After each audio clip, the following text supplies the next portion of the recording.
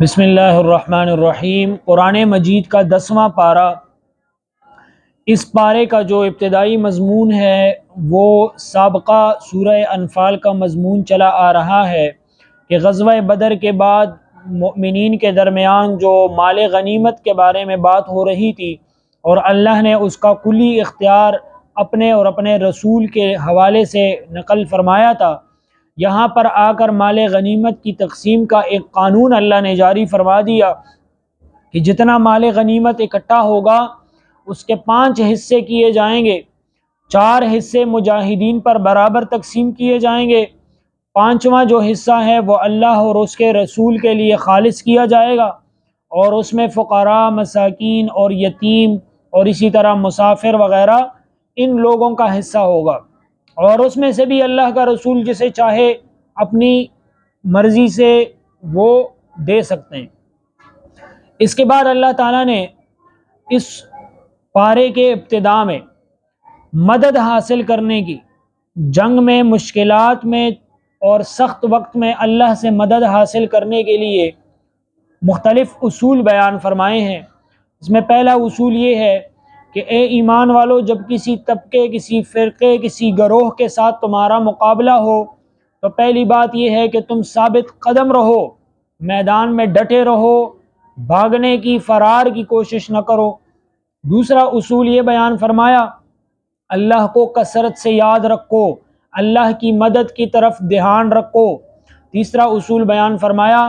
اللہ اور رسول کی اطاعت کرو، جو بات تمہیں بتائی جائے اس پر عمل کرو، اس سے روگردانی نہ کرو۔ اور اس کے بعد فرمایا کہ آپس کے اختلافات میں نہ الجھو، آپس کے معاملات میں آپس میں بحث و تکرار ایسے موقع پر نہ کرو، بلکہ متفق اور متحد رہو۔ یہ سارے اصول، سارے یہ جو رہنما اصول ہیں، یہ بتائے ہیں کہ اس کے نتیجے میں مومنین کو میدان جنگ میں اور اللہ کے دشمنوں کے مقابلے میں فتح نصیب ہوتی ہے۔ آگے اللہ رب العزت نے مومنین کو ہمیشہ اپنے دشمنوں کے مقابلے میں تیار رہنے کی تلقین کی ہے، اور اللہ رب العزت نے یہ حکم دیا کہ وَأَعِدُّوا لَهُم مَّا اسْتَطَعْتُم مِّن قُوَّةٍ، کہ تمہارے پاس جتنی قوت،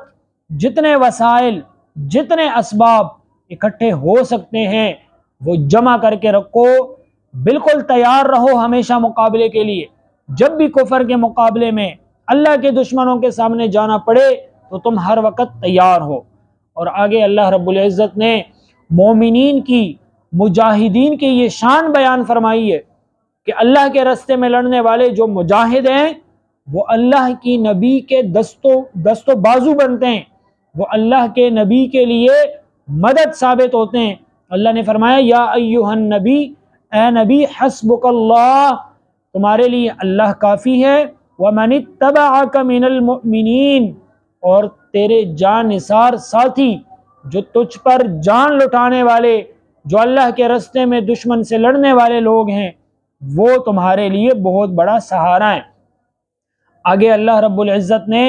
غزوہ بدر کے موقع پر جن لوگوں کو قید کیا گیا تھا ان کے بارے میں حضور صلی اللہ علیہ وسلم نے جو فیصلہ فرمایا تھا اس کا ذکر ہے کہ حضور صلی اللہ علیہ وسلم نے رائے لی صحابہ کرام سے کہ جو قیدی ہمارے پاس جنگی قیدی بن کر آئے ان کا کیا کیا جائے۔ حضرت ابوبکر صدیق رضی اللہ تعالی عنہ کی رائے تھی ان سے فدیہ لے کر آزاد کر دیا جائے، جبکہ حضرت عمر فاروق رضی اللہ تعالی عنہ کی رائے تھی کہ ان سب کو قتل کر دیا جائے، یہ اسلام کے، اللہ کے دین کے اور حضور کے اور ہمارے دشمن ہیں۔ چنانچہ نبی اکرم صلی اللہ علیہ وسلم نے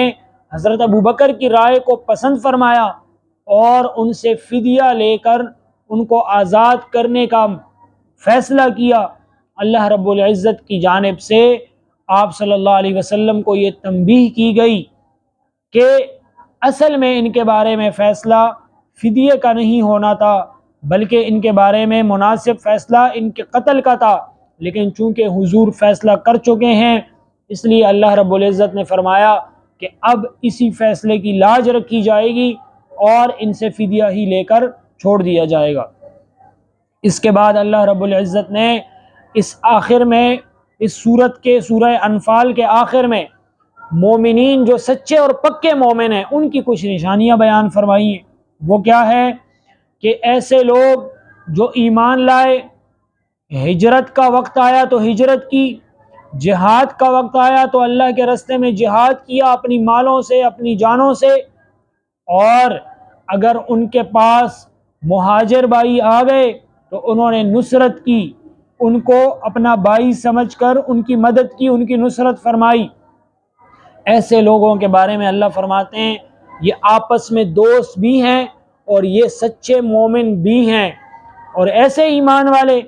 جو ہجرت کے وقت ہجرت نہ کریں، جہاد کے وقت جہاد پہ نہ جائیں، اللہ کے سامنے اپنا مال پیش کرنے کا وقت آئے اس میں ہیلے بہانے تلاش کریں، جان پیش کرنے کا وقت آئے وہ نہ کر سکیں، ایسے لوگوں کے بارے میں اللہ نے فرمایا کہ وہ ایمان والوں کی طرح نہیں ہو سکتے۔ اس کے بعد اس پارے میں سورہ توبہ کا آغاز ہوتا ہے۔ سورہ توبہ کے دو نام ہیں، ایک توبہ اور ایک براءت، اس کو سورہ براءت بھی کہا جاتا ہے۔ اس کا آغاز ہی براءت کے لفظ سے ہوتا ہے اور یہی براءت مشرکین سے کی گئی ہے، اس لیے اس سورت کے ابتداء میں بسم اللہ الرحمن الرحیم بھی نہیں پڑھا جاتا، جبکہ قرآن کے دیگر سورتوں کا یہی دستور ہے کہ جب سورت کا آغاز ہوتا ہے تو بسم اللہ پڑھی جاتی ہے۔ سورہ توبہ کے آغاز میں بسم اللہ اس لیے نہیں پڑھتے کہ یہاں پہ براءت سے ابتدا ہو رہی ہے۔ حضرت علی رضی اللہ تعالی عنہ کا ارشاد ہے کہ یہ سورت تو مشرکین پر ننگی تلوار کی طرح نازل ہوئی ہے، اس لیے اس سورت کے ابتداء میں بسم اللہ نہیں پڑھی جاتی۔ اس سورت کو سورہ توبہ اس لیے کہتے ہیں کہ اس میں غزوہ تبوک کا ذکر کر کے اللہ رب العزت نے کچھ صحابہ کرام کا بیان کیا ہے کہ غزوہ تبوک پہ جانے کا جب وقت آیا تو شدید سختی کا وقت تھا، مدینے میں فصلیں پک چکی تھی، کھجور کی فصلیں بالکل اتارنے کے لیے تیار تھیں، اور اس سے پہلے کے سالوں میں لوگوں پر بڑی معاشی تنگی گزر چکی تھی، اس لیے اب موسم تھا پھل اتارنے کا اور نفع کمانے کا، اور اسی وقت اللہ کی طرف سے اور اللہ کے نبی کی طرف سے اعلان جہاد ہوا، تبوک پر جانے کا حکم ہوا، تو مومنین پر یہ بڑا شاق گزرا، تو اللہ کی طرف سے یہ آیات اتری کہ اے ایمان والو تمہیں کیا ہو گیا کہ اللہ تمہیں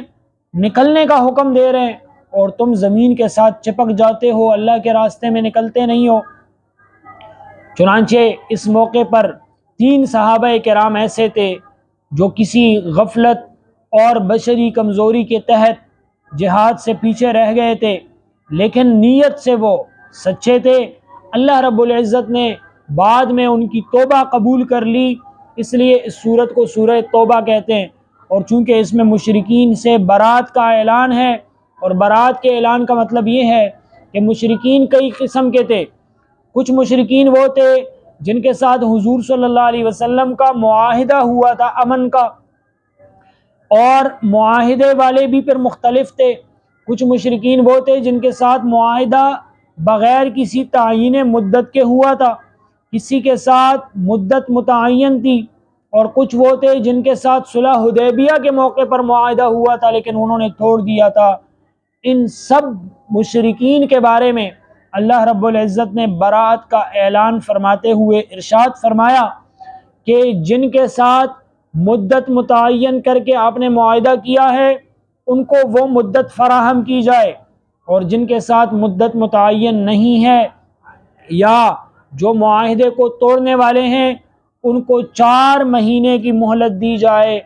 ان 4 مہینوں میں وہ جزیرۃ العرب کو چھوڑ کر نکل جائیں، اگر وہ نہیں نکلیں گے تو پھر ان کا قتل عام کیا جائے گا۔ یہ براءت اس صورت میں مشرکین سے کی گئی۔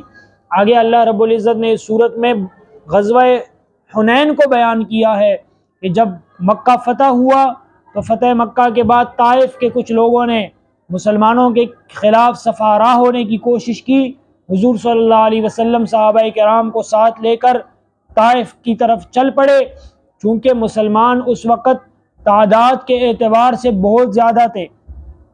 تو ان میں سے کچھ صحابہ کرام کی زبان سے یہ کلمات نکلے کہ آج ہم تعداد کی وجہ سے مار نہیں کھائیں گے، تو اللہ رب العزت نے ان کو جنگ میں تھوڑی سی پسپائی دکھائی اور بڑی مشکل اٹھانی پڑی مومنین کو، لیکن پھر حضور صلی اللہ علیہ وسلم نے اپنے چچا حضرت عباس کے ذریعے میدان جنگ میں اعلان کرایا کہ وہ لوگ کہاں ہیں جنہوں نے بیعت رضوان کی تھی، وہ لوگ کہاں ہیں جو بدر و احد میں لڑے تھے، وہ لوگ کہاں ہیں جو اللہ کے نبی کے سپاہی ہیں۔ چنانچہ ان کو اکٹھا کیا گیا اور مومنوں نے دوبارہ حملہ کیا، اور غزوہ حنین میں پھر مومنین کو اللہ کی طرف سے فتح اور نصرت حاصل ہوئی۔